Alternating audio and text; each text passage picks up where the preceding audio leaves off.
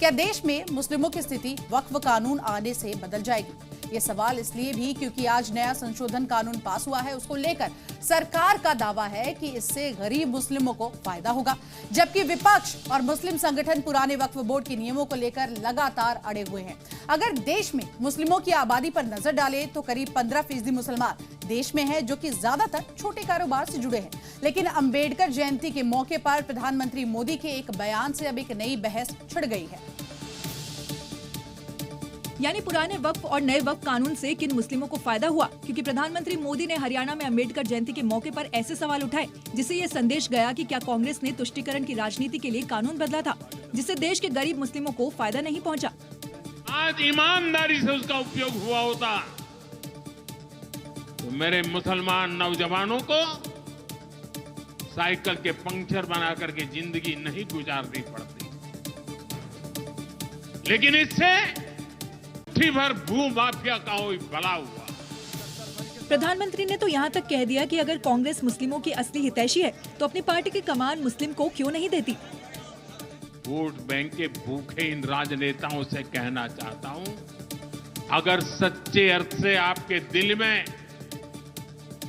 मुसलमानों के लिए थोड़ी भी हमदर्दी है तो कांग्रेस पार्टी अपने पार्टी के अध्यक्ष मुसलमान को बनाए।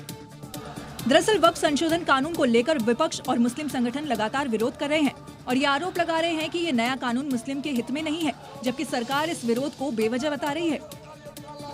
आप पंचर की बात कर रहे हैं तो आपने कहा था कि हम देश के मुसलमानों के एक हाथ में कुरान और एक हाथ में कंप्यूटर देखना चाहते हैं।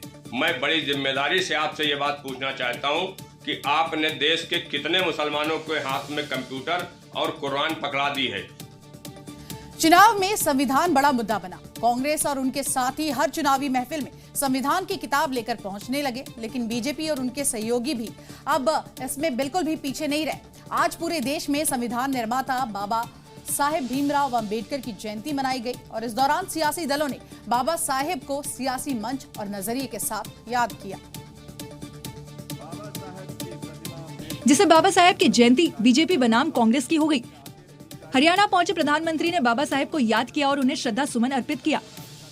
लेकिन जिस बाबा साहेब अंबेडकर ने संविधान बनाया, प्रधानमंत्री ने कांग्रेस पर उनके नाम पर वोट बैंक की राजनीति करने का आरोप लगा दिया। डॉक्टर अंबेडकर समानता लाना चाहते थे, लेकिन कांग्रेस ने देश में वोट बैंक का वायरस फैला दिया। डॉक्टर अंबेडकर संविधान के संरक्षक थे, कांग्रेस संविधान की भक्षक बन गई है। लेकिन संविधान बचाओ की लड़ाई लड़ रही कांग्रेस ने भी प्रधानमंत्री के बयान पर पलटवार किया। इन्हों बाबा साहब के शत्रु हैं। ये कभी बाबा साहब जिंदा रहे जब भी उनका साथ नहीं दिए। जिन नेताओं को आप सियासी मंच से या फिर सदन में एक दूसरे को पानी पी पी कर कोसते हुए देखते होंगे, आज अंबेडकर जयंती के मौके पर जो तस्वीर सामने आई उसे देखकर आप सोचने पर मजबूर हो जाएंगे कि क्या ये वही नेता हैं जो एक दूसरे पर सियासी और विचारों की लड़ाई के लिए ऐसे हमलावर होते हैं, जैसे कि कितने बड़े ये दुश्मन हो और अंबेडकर ही इनका बेड़ा पार लगाएंगे। और ये मंच सजा था राजधानी दिल्ली में। मौका था संविधान निर्माता डॉक्टर भीमराव अंबेडकर की जयंती का। कांग्रेस नेता सोनिया गांधी और मल्लिकार्जुन खड़गे मंच पर आते हैं, जिनका केंद्रीय मंत्री किरण रिजिजू स्वागत करते हैं। ये वही किरण रिजिजू हैं जो संसद में जब बहस होती है तब राहुल और पूरी कांग्रेस को जमकर कोसते हैं। इस बीच केंद्रीय मंत्री अर्जुन राम मेघवाल, मल्लिकार्जुन खड़गे और राहुल गांधी की अलग ही केमिस्ट्री देखने को मिली। मेघवाल तो खड़गे का हाथ पकड़कर किसी बात पर जोर जोर से ठहाका लगाकर हंसते हुए दिखाई दिए, जिसमें राहुल गांधी भी उनका साथ देते हैं। तभी पीछे से दिल्ली की मुख्यमंत्री रेखा गुप्ता पहुंचती है, जिन्हें किरण रिजिजू सोनिया गांधी से मिलवाते हैं और दोनों एक दूसरे का हाथ जोड़कर अभिनंदन करते हैं। कुछ देर बाद सभी अपनी अपनी सीट पर बैठ जाते हैं, लेकिन राहुल गांधी और रेखा गुप्ता एक दूसरे के अगल बगल में बैठते हैं और काफी देर तक गुफ्तगू करते रहते हैं। दूसरी तरफ बाबा साहेब की जयंती का कार्यक्रम चलता रहता है। खैर, नेताओं की सियासत और आम जीवन बिल्कुल अलग अलग है। विचारों की खातिर भले ही वो एक दूसरे को कोसते रहते हैं, लेकिन बाहर उनकी अलग ही केमिस्ट्री होती है। जो यूपी कभी दंगों के लिए लगातार मशहूर था, वहां आज शांति है। जिस यूपी में किसी जमाने में माफियाओं का बोलबाला था, वहां पुलिस का अब राज चलता है। उत्तर प्रदेश में अपराधी क्राइम करने से पहले 100 बार सोचते हैं, क्योंकि यहां पुलिस अपराधियों का ऐसा इलाज करती है कि अपराधी सोचने पर ही यहां पर थर-थर कांपता है। उत्तर प्रदेश में कानून का राज है और आगे भी कानून का ही राज रहेगा, क्योंकि मुख्यमंत्री योगी आदित्यनाथ ने अब साफ कहा है कि यूपी में रूल ऑफ लॉ ही यहां चलेगा। रूल ऑफ लॉ आपको उत्तर प्रदेश के अंदर अक्सरशः ये केवल भाषणों का विषय नहीं, जमीनी धरातल पर दिखता होगा। मौका था बाबा साहेब डॉक्टर भीमराव अंबेडकर की जयंती का और इस मौके पर सीएम योगी आदित्यनाथ ने यूपी को रूल ऑफ लॉ का पाठ पढ़ाया। उत्तर प्रदेश के अंदर कहीं जाते होंगे, कहीं गंदगी नहीं दिखती होगी, अव्यवस्था नहीं दिखती होगी, अराजकता नहीं दिखती होगी, दंगा नहीं दिखता होगा। सीएम योगी ने हर उस मुद्दे पर खुलकर बोला जिस पर अक्सर सियासत होती थी, उस बात का जिक्र किया जिस पर अक्सर यूपी में दंगे भड़कते थे। कोई सोचता था अनावश्यक धर्मस्थलों से माइक की आवाजें बंद हो जाएं? हाँ, सबसे ज्यादा माइक थे यूपी में, हमने सभी उतार दिए हैं। यूपी में दंगे हो या अराजकता, धार्मिक स्थलों के लाउडस्पीकर हो या कोई और मुद्दा, योगी आदित्यनाथ ने साफ कर दिया कि यूपी सिर्फ रूल ऑफ लॉ से चलेगा। एक पक्ष कहता था धर्मस्थल के अंदर जगह है, वो कहता नहीं मैं तो सड़क पे ही करूंगा। हमने कहा सड़क चलने के लिए है, और अगर सड़क पे ज्यादा देर खड़े रहोगे, जाम करोगे तो हरजाना भी भुगतना पड़ेगा। फिर आज आप देखते होंगे सड़कों पर कोई भी ऐसा नजारा नहीं होता है, सड़कें खाली हैं। अलविदा की नमाज में भी आपने देखा होगा और ईद के अवसर पर भी देखा होगा। वक्फ संशोधन बिल के विरोध में कई राज्यों में हिंसा की तस्वीरें आई, लेकिन यूपी में सब कुछ चंगा है, क्योंकि यहाँ योगी राज है और यहाँ सारा काम कानून व्यवस्था के हिसाब से होता है। आज आप देखते होंगे कॉमन मैन को समस्या नहीं, बेटी भी सुरक्षित हुई तो व्यापारी भी सुरक्षित हुआ है। और यही वजह है कि आज उत्तर प्रदेश प्रत्येक क्षेत्र में आगे बढ़ रहा है। अपराधियों का खौफ खत्म हुआ तो प्रदेश में व्यापारी भी बढ़ चढ़कर निवेश कर रहे हैं। और देखिए, आपने भ्रष्टाचार के कई पुल देखे होंगे, लेकिन आज हम आपको एक नया पुल दिखाएंगे। बिहार के पटना में 3,831 करोड़ की लागत से बने जेपी गंगा सेतु में दरार की खबर है। अफवाह फैल रही है कि नीतीश का पुल टूटने वाला है। महज 4 दिन पहले मुख्यमंत्री नीतीश कुमार ने पटना के जेपी गंगा सेतु का उद्घाटन किया था। 20 किलोमीटर लंबा जेपी गंगा पथ दीघा को दीदारगंज से जोड़ता है, लेकिन पथ निर्माण विभाग में उस वक्त हड़कंप मच गया जब नए नवेले इस पुल में दरार आ गई। ये देखिए, इस पुल का अभी 10 अप्रैल को उद्घाटन हुआ है, लेकिन इस पर अभी से मोटी मोटी दरारें साफ नजर आ रही हैं। और ये दरारें कोई एक जगह नहीं है, बल्कि पुल पर कई जगह ऐसी दरारें आ गई हैं। दीदारगंज के पास पाया नंबर A3 में ये दरार देखी गई, जो गंगा पथ के दोनों लेन तक फैलती नजर आई। 9 अप्रैल को मुख्यमंत्री नीतीश कुमार ने भारी तामझाम और सुरक्षा व्यवस्था के बीच पुल का उद्घाटन किया, लेकिन कुछ ही दिन बाद पुल की सड़क पर दरारें आने लगी, जो न केवल सरकार बल्कि निर्माण एजेंसियों की कार्यप्रणाली पर भी सवाल खड़े करता है। हालांकि इस बीच ये खबर भी आ रही है कि गंगा पथ पर आई दरारों को भर लिया गया और अब पुल को कोई खतरा नहीं है। ऐसे में सवाल है कि पुल की दरारों को तो भर लिया गया, लेकिन भ्रष्टाचार की दरार को कैसे भरा जाएगा? वक्फ संशोधन कानून के विरोध में सुलगते बंगाल पर ममता सरकार इस वक्त कटघरे में है। मुर्शिदाबाद के वक्फ कानून के खिलाफ लगातार हो रहे प्रदर्शन के हिंसक होने पर 3 लोगों की यहां मौत हो गई। हिंसक भीड़ ने यहां पर दुकानों में, गाड़ियों में, आशियाने में आग लगा दी, जिसके बाद कलकत्ता हाईकोर्ट ने केंद्रीय बलों की तैनाती के आदेश दे दिए। अब ऐसे में सवाल ये है कि क्या दीदी का बंगाल ऑर्डर से चलेगा? क्या ममता दीदी के शासन में कानून व्यवस्था का जो जिम्मा है कानून व्यवस्था का, वो सिर्फ और सिर्फ कोर्ट को संभालना पड़ेगा? क्योंकि पश्चिम बंगाल के अलग अलग इलाकों में हुई हिंसा की जो तस्वीरें आई, उसने दीदी के लॉ एंड ऑर्डर की पोल खोल दी। बेखौफ दंगाइयों ने मनमाने तरीके से उत्पात मचाया और दीदी की पुलिस कुछ न कर पाई, जिसके बाद कोलकाता हाईकोर्ट ने एक्शन लिया और पश्चिम बंगाल में केंद्रीय बलों की तैनाती के आदेश दे दिए। यही नहीं, हाईकोर्ट ने जुलूस निकालने का भी ऑर्डर दिया। मुर्शिदाबाद में CAPF और BSF की तैनाती की गई तो DGP संग बंगाल पुलिस भी डट गई। हालात पर काबू पाने के लिए 180 लोगों की गिरफ्तारी की गई है। इस बीच बीजेपी नेता सुकांता मुजुमदार ने CM ममता बनर्जी पर निशाना साधा है। सेंट्रल फोर्सेस के तैनाती होने के बाद स्थिति में थोड़ा थोड़ा सुधार आया है, लेकिन मुझे लगता है अभी भी स्थिति ऐसी नहीं है कि जहां पे हिंदू सर उठा के जी सके। मैं धन्यवाद दूंगा कलकत्ता हाईकोर्ट को, स्पेशल बेंच को, जिन्होंने ये निर्णय लिया कि मुर्शिदाबाद में इस स्थिति में सेंट्रल बलों की, केंद्रीय बलों की तैनाती बहुत जरूरी है। मुर्शिदाबाद में हिंसा के बाद अब सियासी बवाल शुरू हो गया है। विपक्ष ममता सरकार पर हमलावर है, लेकिन केंद्रीय बलों की तैनाती से हिंसा प्रभावित इलाकों में अब हालात धीरे धीरे काबू में आ रहे हैं। हमारी 9 कंपनियां मुर्शिदाबाद के 2 थाना क्षेत्रों में डिप्लॉयड हैं और ज्यादातर जो भी हॉट स्पॉट है हम सभी उस जगह पे मौजूद हैं। पुलिस और प्रशासन के साथ पूरा सामंजस्य और तालमेल के साथ हम काम कर रहे हैं। कोलकाता हाईकोर्ट ने जब ऑर्डर कहा तो ममता दीदी की पुलिस भी एक्शन में आ गई और हिंसा प्रभावित क्षेत्रों में सुरक्षा बढ़ा दी गई। ऐसे में सवाल ये है कि क्या दीदी का बंगाल अब ऑर्डर से ही चलेगा?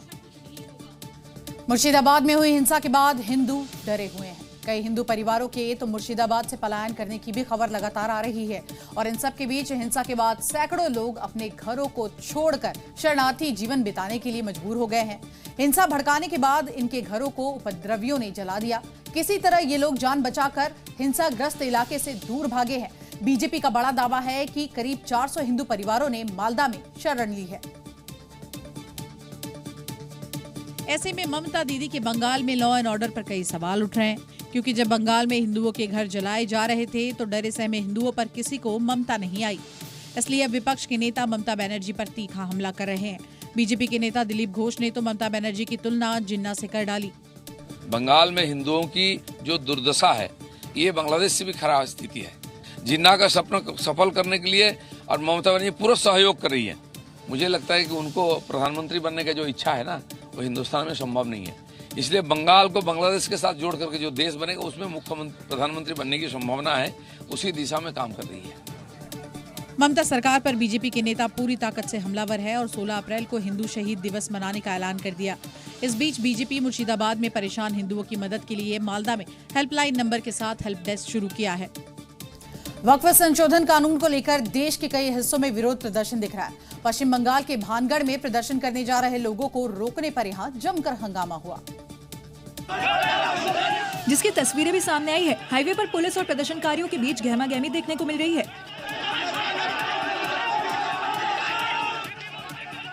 पुलिस के लाख समझाने के बाद भी जब भाईजान नहीं माने तो पुलिस ने उन पर लाठियां बरसानी शुरू कर दी। वीडियो में साफ देख सकते हैं कि कैसे पुलिस प्रदर्शनकारियों पर लाठियां बरसा रही है।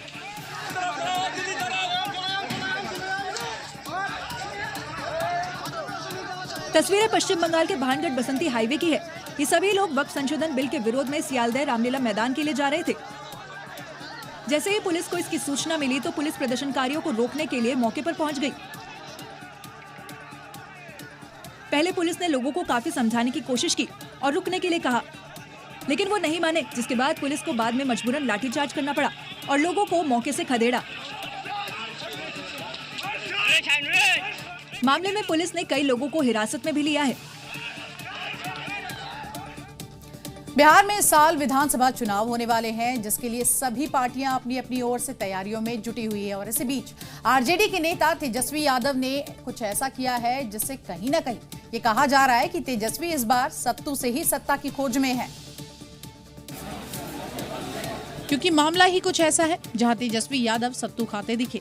देखिए, थाली में सत्तू है, अचार है और प्याज भी रखी हुई है और तेजस्वी यादव कैसे बड़े ही चाव से अचार के स्वाद के साथ सत्तू खा रहे हैं। अब आप सोच रहे होंगे कि इसमें क्या बड़ी बात है। सत्तू तो बिहार में ज्यादातर लोग खाते हैं, तो अब आपको पूरी कहानी भी बता देते हैं।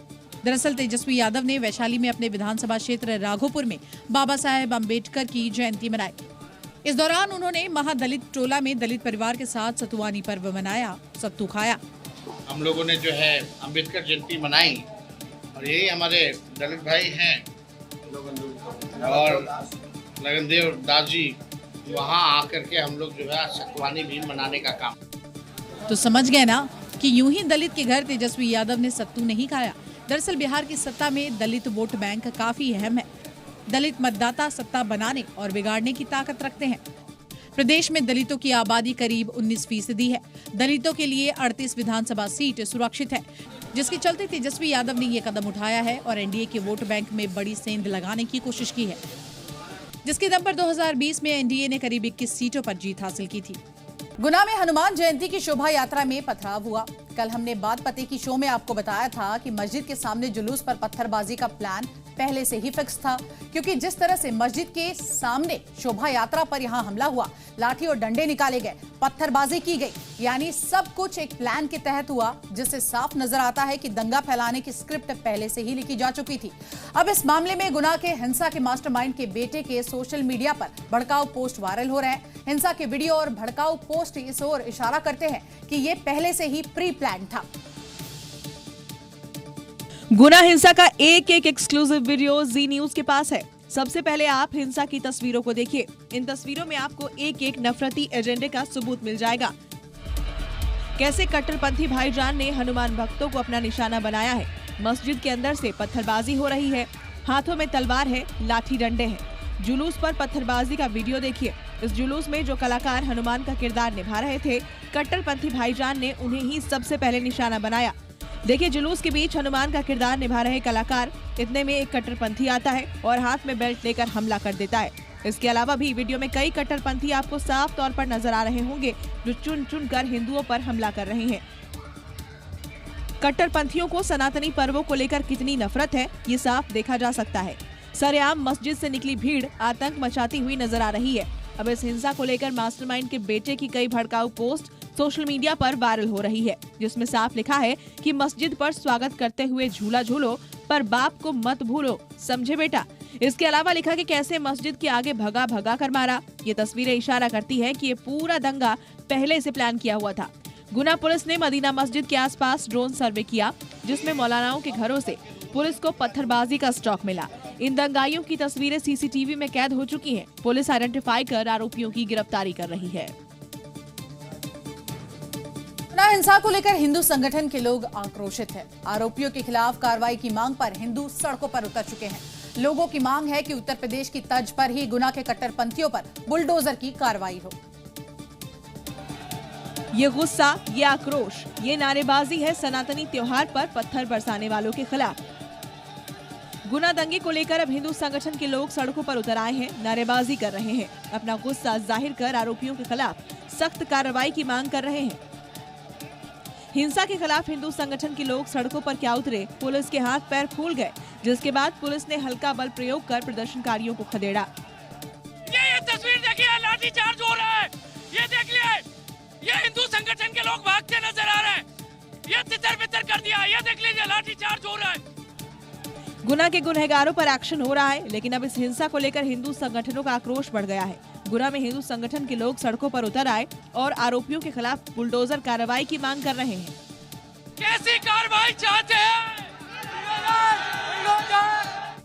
हिंदू संगठन का कहना है कि ये दंगे का प्लान पहले से फिक्स था। उन्हें पता था कि हनुमान जन्मोत्सव पर शोभा यात्रा निकलनी है, इसलिए पहले से ही लाठी, डंडे और तलवारें रखी थी। जांच की जाए, पहले से इकट्ठे थे वो लोग, तलवारें रख रखी थी, पत्थरबाजों की।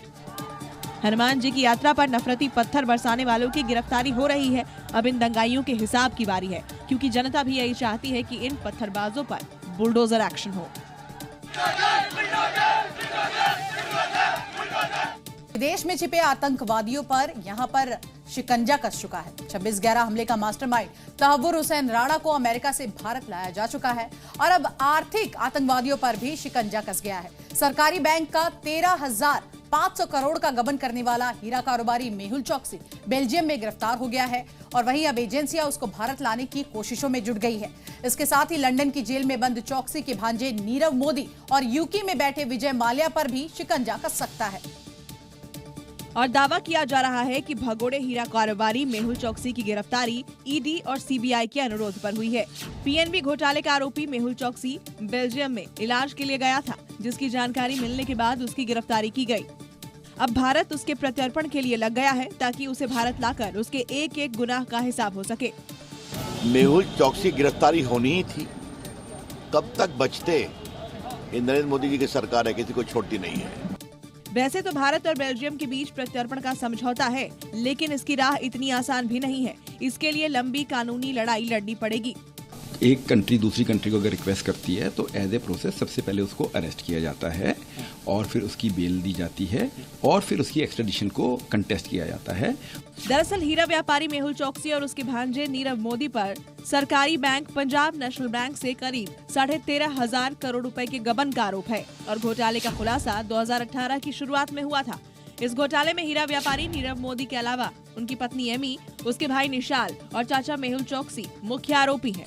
नीरव मोदी इस समय लंदन की जेल में है और कई बार उसकी जमानत अर्जी रद्द हो चुकी है। वैसे देश में मेहुल की संपत्तियों को नीलाम कर वसूली का काम भी शुरू हो चुका है, लेकिन उसे भारत लाकर असली सजा देने का इंतजार है। बॉलीवुड के दबंग खान यानी सलमान खान को धमकी मिलने का सिलसिला थमता हुआ नहीं दिख रहा है, क्योंकि अब देखिए एक बार फिर से सलमान खान को जान से मारने की धमकी मिली है। इस बार सलमान खान की कार को बम से उड़ाने की धमकी दी गई है, लेकिन अभी तक ये क्लियर नहीं हो पाया है कि आखिर ये धमकी दी किसने। वहीं पुलिस ने अज्ञात शख्स के खिलाफ मामला दर्ज कर लिया है। वैसे ये पहली बार नहीं है कि जब सलमान को इस तरह की धमकी मिली हो। इससे पहले भी सलमान खान को कई बार धमकियां मिल चुकी हैं।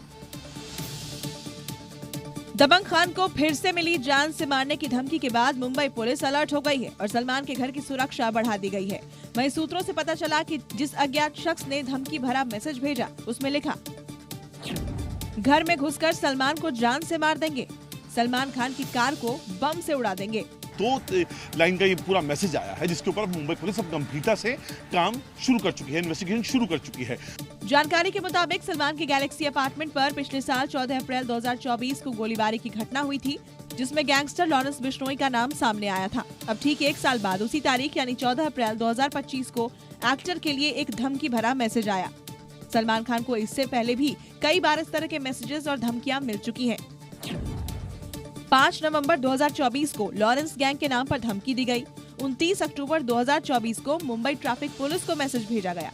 30 अप्रैल 2023 में लॉरेंस ने इंटरव्यू में धमकी दी थी और 5 जून 2022 में सलमान के पिता को बेंच पर चिट्ठी मिली थी, जिसके बाद पुलिस ने जांच की थी और सुरक्षा को देखते हुए उनके अपार्टमेंट की बालकनी को बुलेट प्रूफ बनाया गया था। साथ ही एक्टर को Y+ सिक्योरिटी भी मिली है। हालांकि पुलिस कोई भी ढिलाई नहीं बरत रही है और इस मामले की तफ्तीश में जुटी हुई है। दिल्ली के गोकुलपुरी इलाके में हिमांशु नाम के युवक की हत्या कर दी गई, जिसका आरोपी मुस्लिम प्रेमिका के 2 भाइयों पर भी लगा था। इस घटना के विरोध में हिंदू संगठनों ने महापंचायत बुलाई, जिसमें सैकड़ों की संख्या में लोग जुटे, जहां मंच पर न हिंदू कटेगा न हिंदू बटेगा का बैनर दिखाई दिया। इस दौरान वहां कुछ महिलाएं हाथ में तख्तियां लेकर बैठी दिखाई दी। महापंचायत में शामिल लोगों ने हिमांशु के लिए इंसाफ की मांग की और उनके हाथ में जस्टिस फॉर हिमांशु वाल्मीकि जैसे पोस्टर दिखाई दिए। लोगों ने आरोप लगाया कि हिमांशु की हत्या उन्हें डराने के लिए की गई। बहुत डर तो लगता ही है, जब उन्होंने धोखे से एक को मार दिया है तो मेरे औरों को भी धमकी दे रहे थे वो, तो मुझे डर लगता है कि हाँ औरों को तो ना कदम मार दें। लोगों ने पुलिस प्रशासन से मांग की कि जैसे ही हिमांशु के साथ आरोपियों ने किया, उनके साथ भी बिल्कुल वैसा ही किया जाए। जैसा उसने किया ऐसा उसके साथ हो, हम ये चाहते हैं। जब आप ये शेर और बकरी का कोई मेल ही नहीं रहने का, कैसे रह लेंगे। महापंचायत में शामिल लोग इतने गुस्से में थे कि उन्होंने आरोपियों को औकात में लाने तक की बात कही। तो अब जिहादियों से हम जी तोड़ करके मेहनत से और सच्चे मन से कह रहे हैं कि हम तैयार हैं। या तो अपनी औकात में रहे, नहीं तो औकात में हमें लाना आता है। उत्तर प्रदेश के एटा के जलेसर में अंबेडकर जयंती पर बवाल हो गया। शोभा यात्रा से पहले एक दलित युवक को यहां गोली मार दी गई, जिसके बाद लोगों में यहां भारी आक्रोश फैल गया और जमकर हंगामा शुरू हो गया। ये देखिए, हजारों की तादाद में लोग झंडे लेकर सड़क पर हंगामा कर रहे हैं। दुकानों पर तोड़फोड़ की जा रही है, भीड़ बेकाबू हो रही है। पुलिस वाले समझाने की कोशिश कर रहे हैं, लेकिन बेकाबू भीड़ ने यहां नारेबाजी शुरू कर दी है। हजारों की संख्या में लोग हाथ में नीला झंडा लेकर प्रदर्शन कर रहे हैं। हालात को बिगड़ता हुआ देख पुलिस ने हल्का बल प्रयोग करके मामले को शांत कराया। दरअसल मामला इसलिए बढ़ा क्योंकि मामूली कहासुनी को लेकर नामजद आरोपी ने दलित युवक को गोली मार दी। गंभीर हालत में दलित युवक को अस्पताल में भर्ती कराया गया, लेकिन घटना के बाद से क्षेत्र में तनाव फैल गया है और बड़ी संख्या में लोग सड़कों पर उतरकर हंगामा करने लगे। फिलहाल पुलिस ने हल्का बल प्रयोग करके उपद्रवियों को खदेड़ दिया है। यूपी के जौनपुर में मूर्ति विवाद को लेकर 2 पक्ष आपस में भिड़ गए, जिसके बाद इलाके में तनाव फैल गया, जिसे देखते हुए इलाके में भारी पुलिस बल को यहां तैनात करना पड़ा। दूसरा शख्स हाथ में डंडा लेकर आगे की ओर जा रहा है। इलाके में माहौल तनाव जैसा है। दोनों ओर से गालियों की बौछार हो रही है। कोई चुप हो जा चिल्ला रहा है। तभी एक पत्थर सामने वाले घर की तरफ फेंका जाता है, जिसके बाद वहां मौजूद दूसरे लोग भी पत्थरबाजी शुरू कर देते हैं। ये हंगामा काफी देर तक चलता रहता है। आरोप है कि मूर्ति रखने को लेकर दोनों पक्ष आमने सामने आ गए। तनाव इतना बढ़ा कि इलाके में पुलिस फोर्स को फ्लैग मार्च करना पड़ा। एक खंबे पर झंडा लगा रहे थे और क्योंकि आज अंबेडकर जयंती है तो कुछ उसी पक्ष के लोग झंडा लगाने की कोशिश कर रहे थे। इसी में दूसरे पक्ष के लोगों ने उसका विरोध किया।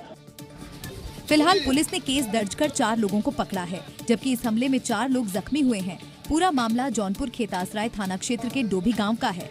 उत्तर प्रदेश के मथुरा में संतों ने लव जिहाद के खिलाफ अब एक नई लड़ाई शुरू कर दी है और ब्यूटी पार्लर में यहां पर काम करने वाले मुस्लिम लड़कों की एंट्री बैन करने की मांग कर दी है।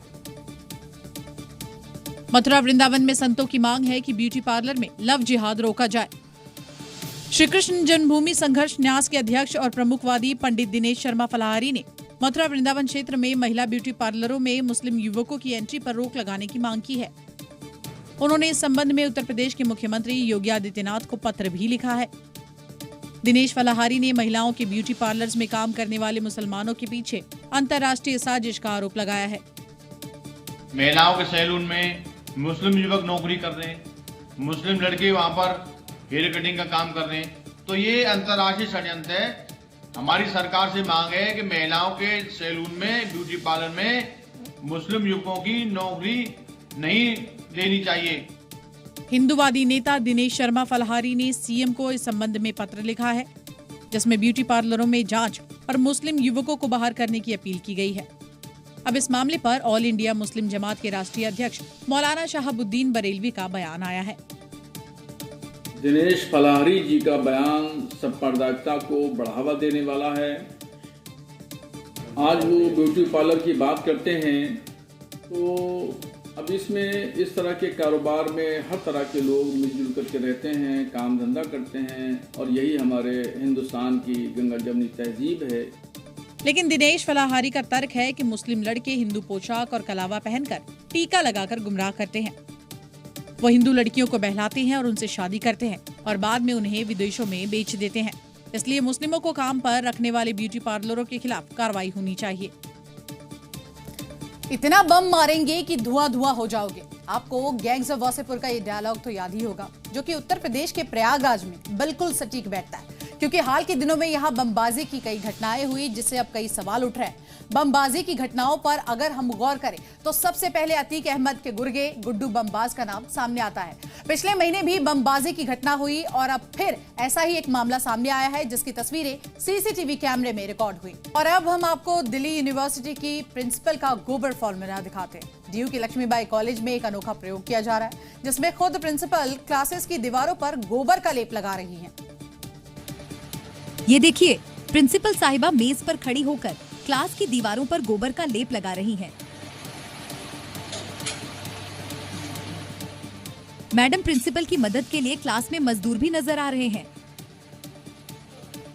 क्लास की दीवारों पर गोबर का लेप लगाने के पीछे मैडम प्रिंसिपल का ये मानना है कि इससे गर्मी कम होगी। मैडम का नाम प्रत्युष वत्सला है, जो लक्ष्मीबाई कॉलेज की प्रिंसिपल है। मैडम प्रत्युष वत्सला के मुताबिक ये एक रिसर्च प्रोजेक्ट का हिस्सा है, जिसे उनके एक संकाय के सदस्य ने शुरू किया है। फिलहाल क्लास की दीवार पर गोबर लगाने का ये वीडियो वायरल हो रहा है। पश्चिम बंगाल के पूर्व मेदिनीपुर में बड़ी कार्रवाई की गई। यहां थर्मल पावर प्लांट की बेकार हो चुकी चिमनियों को ब्लास्ट करके गिराया गया, जिसका वीडियो इन दिनों सोशल मीडिया पर जमकर वायरल है।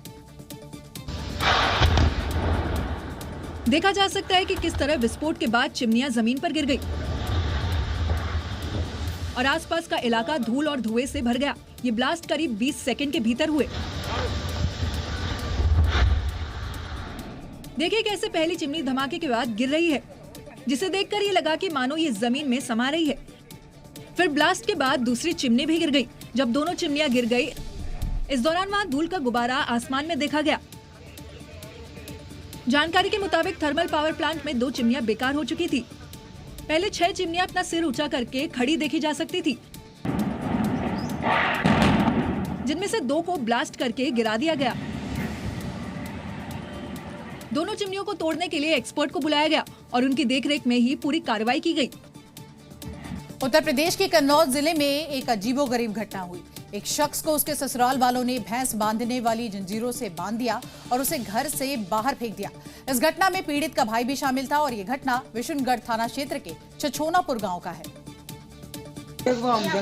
जिसके बाद पीड़ित ब्रजेश पैरों में जंजीर के साथ ही थाने पहुंच गया। थाने में इस हालत में एक व्यक्ति को देखकर पुलिस वाले भी हैरान हो गए। आरोप है कि ससुराल वालों ने उसे जंजीर से बांधकर बुरी तरह से पीटा भी। थाने पहुंचने के बाद पीड़ित के पैरों में बंधी लोहे की बेड़ियों को आरी से काफी मशक्कत से काटा गया और आजाद कराया गया।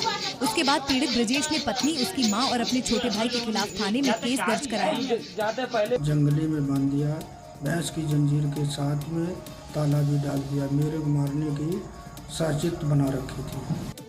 आरोप है कि 12 अप्रैल को वह अपने गांव आया था। घर में किसी बात को लेकर उसका झगड़ा हो गया।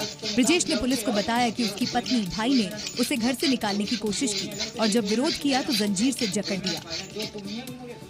और अब आपको वर्ल्ड रिकॉर्ड वाला भंडारा दिखाते हैं। धर्मनगरी उज्जैन में भक्ति और सेवा का अद्भुत संगम देखने को मिला, जब हनुमान जयंती पर आयोजित भंडारे ने golden book of world records में अपना नाम दर्ज करा लिया।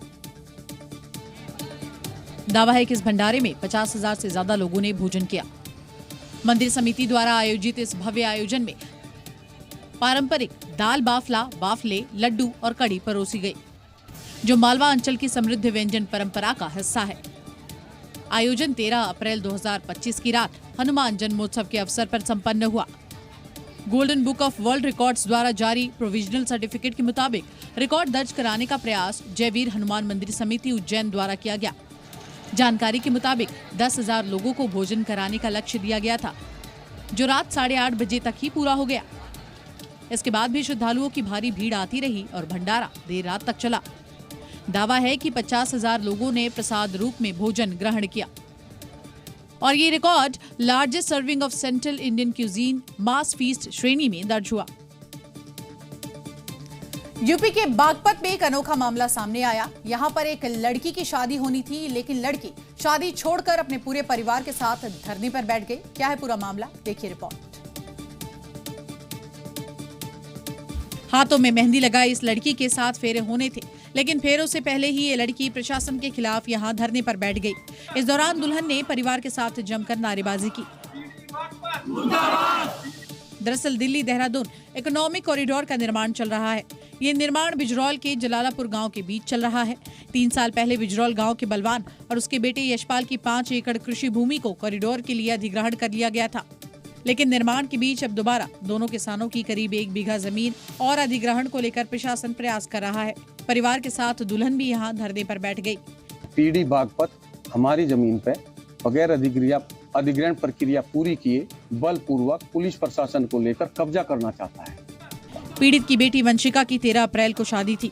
इसी बीच परिवार को जानकारी मिली कि NHAI के अधिकारी उनकी जमीन पर कब्जा करने आ रहे हैं, जिसके बाद दुल्हन वंशिका भी अपने पिता की जमीन बचाने के लिए परिवार के लोगों के साथ धरने पर बैठ गई।